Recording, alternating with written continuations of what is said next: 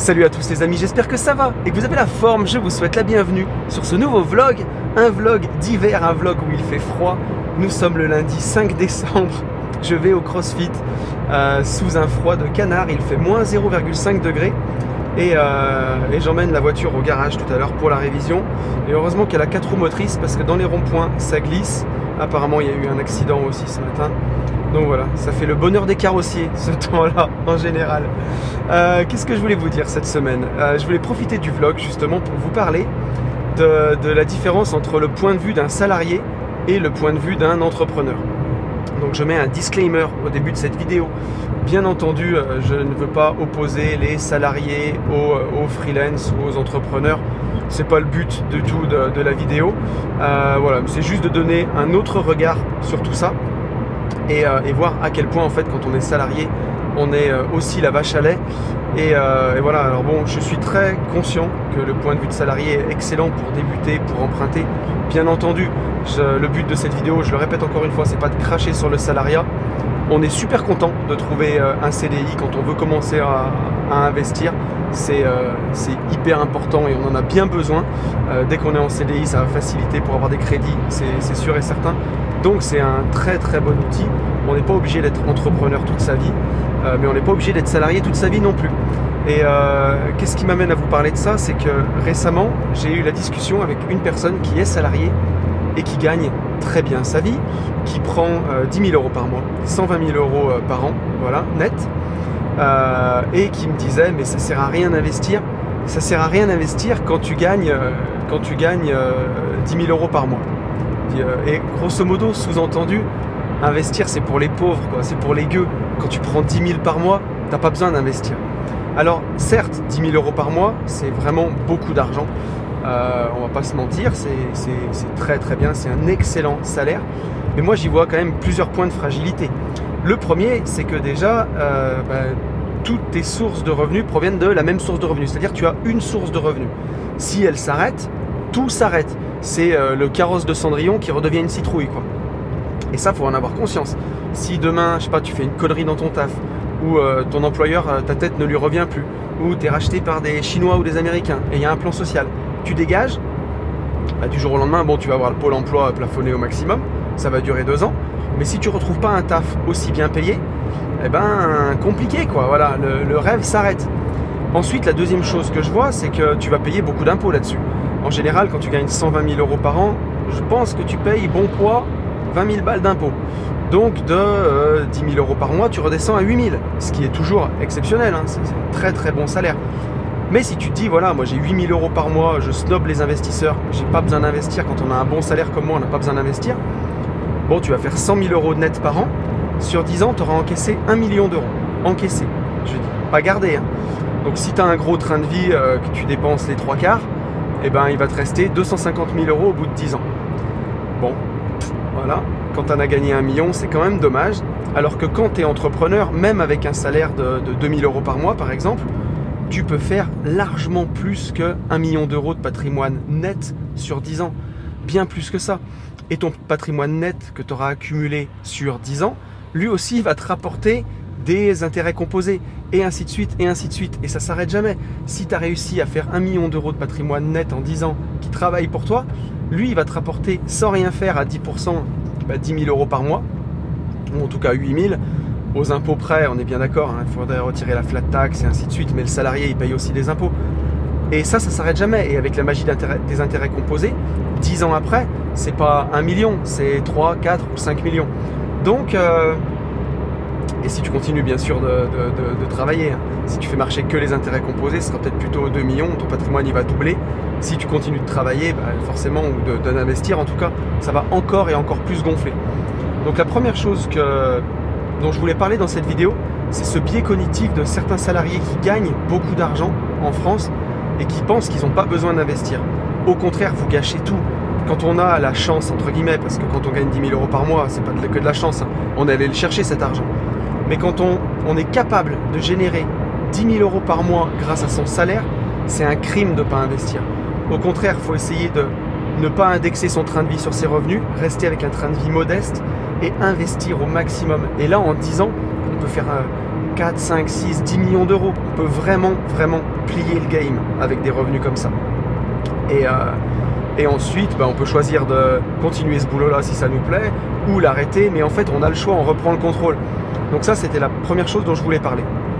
Et ensuite, ce qui en France paraît être un gros salaire, c'est un gros salaire, bien entendu, ne me faites pas dire ce que j'ai pas dit. 10 000 euros par mois, c'est un salaire très confortable.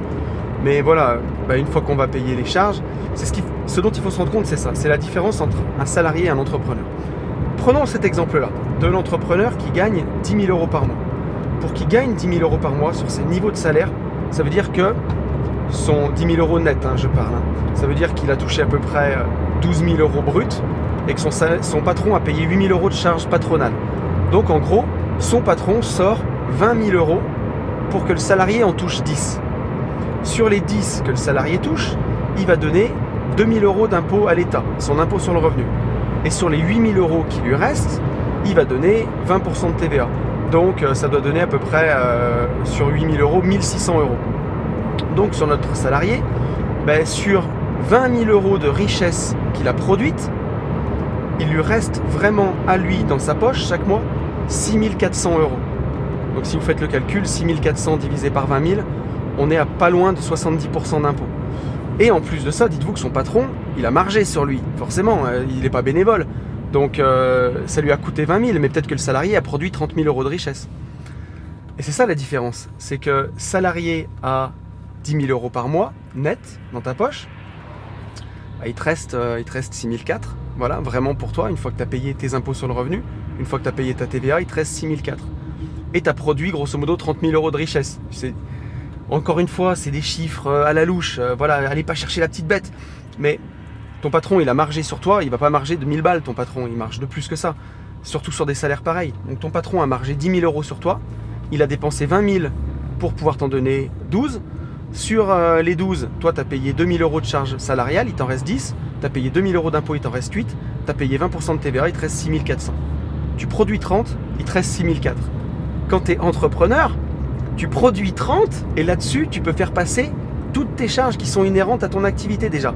Ton téléphone, ton micro, bon, si tu es créateur de contenu, mais si tu es par exemple, j'en sais rien moi, marchand de biens, ta voiture, les restaurants qui sont dans le cadre de ton activité, ton ordinateur, ton téléphone. Si tu travailles de la maison, tu peux passer une pièce de la maison en bureau, tu peux passer ton abonnement internet, tu peux passer une partie de ta taxe foncière par exemple. Toutes les charges liées à ton activité vont pouvoir être déduites de ce chiffre-là. Ensuite, tu vas te payer. Donc là, ça ne sera pas magique, mais c'est déjà quand même moins violent. Si tu te payes en dividende, c'est voilà, tu vas d'abord payer ton IS. Donc jusqu'à 38 120 euros, c'est 15%. Après, c'est 25%.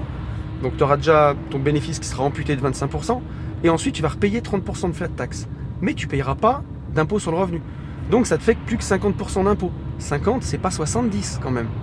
Donc voilà, quand tu es entrepreneur, tu es juste carrément moins taxé que quand tu es salarié.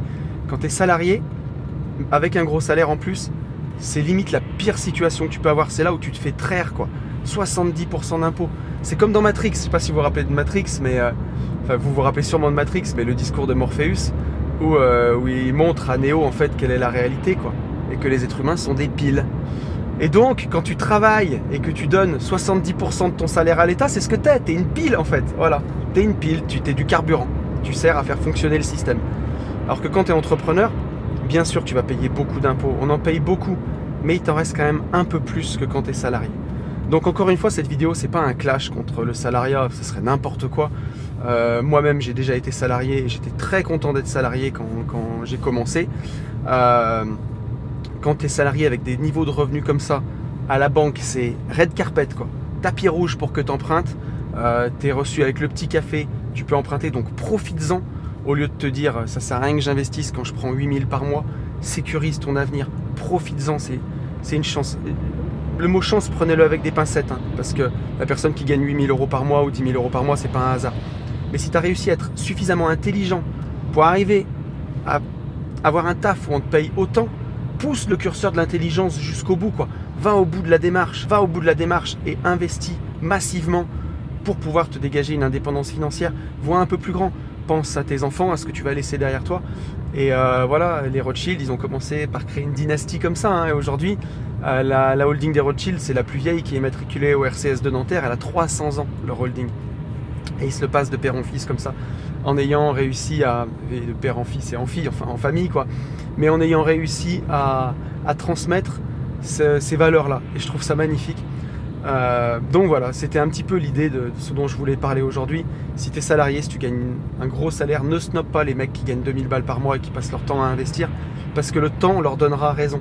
Avec la magie des intérêts composés, ton augmentation de salaire par mois, ça va plafonner à un moment. Peut-être que tu vas prendre 15 000, 20 000. Bon, après, il faudra que tu partes en Suisse si tu veux prendre plus que ça. En France, quand tu commences à prendre 15, 20 000, c'est tellement chargé que tu arrives dans les plus gros salaires, si tu peux monter dans ce game-là. Quand tu es entrepreneur, avec la magie des intérêts composés, 15, 20 000 euros par mois, après, ça peut être du quotidien, vraiment. Donc, enfin, du quotidien, pas du quotidien, mais en tout cas du mensuel, et surtout avec de la récurrence, sans effort derrière. Tu commences à investir une fois, mais si tu réinvestis à chaque fois, tu peux exploser. Partons du principe de l'investisseur qui a 50 000 euros à investir, par exemple. Il va les investir dans un projet de division foncière, c'est 50 000, et en général, c'est ce qui se passe. Hein, quand tu fais des opérations, la banque te demande 20% d'apport, et tes opérations rapportent 20% de marge. Donc grosso modo, si tu poses 50, tu vas récupérer tes 50 plus 50 de marge. Donc tu poses 50, tu gagnes 50. Si tu décides de vivre avec ces 50 000 euros, tu peux, très bien. Mais l'année d'après, tu remets la ceinture sur le ring et tu reposes 50 pour gagner 50. C'est imagé ce que je dis. Hein, mais si tu décides que tu vas continuer de vivre avec ton salaire de salarié, mais que tu vas réinvestir tout ce que tu as gagné. Tu poses 50, tu gagnes 50 l'année 1. L'année d'après, tu poses 100, tu gagnes 100. Tu décides encore de vivre avec ton salaire. L'année d'après, donc tu as ramassé 200. Tu poses 200, tu gagnes 200. Tu continues le truc. Tu as pris 400 000, là tu as 400 000 en tout. Tu poses 400, tu gagnes 400. Et ensuite, c'est exponentiel et avec des marges comme ça, qui ne sont pas des marges de n'importe quoi. Enfin, ce que je veux dire, hein, c'est les marges de division foncière, 20%. Tu poses 20% d'apport, bien sûr, tu empruntes le reste. Tu poses 20% d'apport et tu récupères grosso modo ton apport plus ton apport x2, la somme que tu as mis. Et si tu continues comme ça, ben voilà, je ne te fais pas de dessin, le jour où tu gagnes 1 million d'euros, tu as accumulé 1 million d'euros, si tu réinvestis ce million d'euros en apport, ça veut dire que tu fais 5 millions d'euros de chiffre d'affaires. Ça ne sera pas tout seul, hein, il va falloir bosser. Mais tu vas récupérer 1 million d'euros, 1 million d'euros de marge. Et ensuite, tu peux continuer gentiment à faire fructifier ton million. Et le deuxième million que tu as gagné, tu peux le placer en ETF, en revenu passif. Ça te rapportera 80, 100 000 euros par an à vie. Tu as plié le game est plié. Donc voilà, encore une fois, ça c'est des concepts, c'est sur le long terme. Bien sûr qu'il y a des années en bourse on fait moins 5, des années on fait plus 35%. Mais je parle sur des périodes lycée, sur des périodes de 30 ans. C'est à peu près les rendements qu'on peut obtenir, que ce soit sur de l'immobilier. Bien sûr, il y aura des mauvaises années, il y aura des années où il faudra s'abstenir. Et puis il y aura des années qui seront très très fastes. Mais voilà, sur une période de 10-15 ans, en lycée, c'est à peu près le genre de rendement que vous pouvez avoir. Donc voilà ce que je voulais dire dans cette vidéo. Faut pas stigmatiser, je veux pas brûler les salariés, vraiment loin de là, c'est pas du tout mon propos. Mais c'est de dire que quand vous êtes salarié, vous êtes la vache à lait. On vous prend tout. Alors quand vous êtes entrepreneur, justement, vous avez le luxe de réinvestir tout cet argent. Bien sûr, il y aura des impôts, mais vous les payez le plus tard possible. Vous les payez au moment où vous payez, au moment où vous prenez l'argent. Quand vous êtes salarié, tout le monde s'est servi et on vous donne les restes. Voilà. Quand vous êtes entrepreneur, la TVA, vous la récupérez. Vous économisez 20% sur tout ce que vous payez.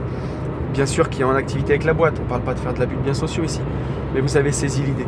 Quand on est entrepreneur, on réinvestit d'abord, on se paye d'abord, et une fois qu'on se sert perso, on paye les impôts. Quand on est salarié, tout le monde se sert et on vous sert ce qui reste, quoi. Voilà ce que je voulais vous dire dans cette vidéo. Vous pouvez vous abonner, ça fait plaisir que la chaîne YouTube elle monte un petit peu. Là on se traîne à 2600 depuis un mois. Voilà, j'aimerais bien qu'on arrive à 3000 abonnés, ça me ferait vraiment plaisir. Après 3 ans de chaîne, et en tout cas encore merci d'être aussi nombreux, c'est vraiment top. Avec Ben on est en train de travailler sur un nouveau programme qu'on vous proposera je pense d'ici un mois ou un mois et demi. Un truc vraiment cool, voilà, qu'on applique nous au quotidien et que j'ai hâte de pouvoir vous partager, vraiment. Vous pouvez liker, vous pouvez mettre un petit commentaire pour le référencement qui fait toujours plaisir. Je vous souhaite une très bonne semaine et je vous dis à plus. Salut!